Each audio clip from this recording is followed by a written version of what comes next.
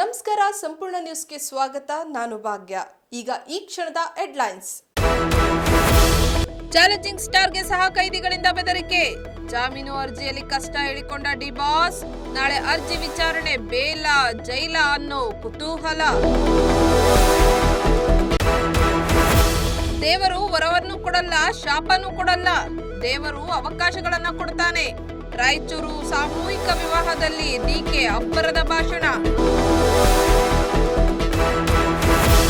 ನಾಳೆ by election result count down. ಫಲಿತಾಂಶಕ್ಕೂ ಮುನ್ನವೇ ಕೈ ನಾಯಕರ ಟಾಕ್ ವಾರ್. ಡಿಕೆ ಆಪ್ತ ಶಾಸಕ ಇಕ್ಬಾಲ್ ಹುಸೇನ್ಗೆ ರಾಯರೆಡ್ಡಿ ಖಡಕ್ ಕೌಂಟರ್. ಅಪ್ಪ ಅಮ್ಮನ ಜಗಳದಲ್ಲಿ ಬಲಿಯಾದ ಮಕ್ಕಳು. ಮುದ್ದಾದ ಗಂಡು ಮಕ್ಕಳಿಗೆ ತಾಯಿಯಿಂದ ವಿಷಪ್ರಾಶನ. ಬೆಂಗಳೂರು ಯಶವಂತಪುರ ಬಳಿ ಘಟನೆ.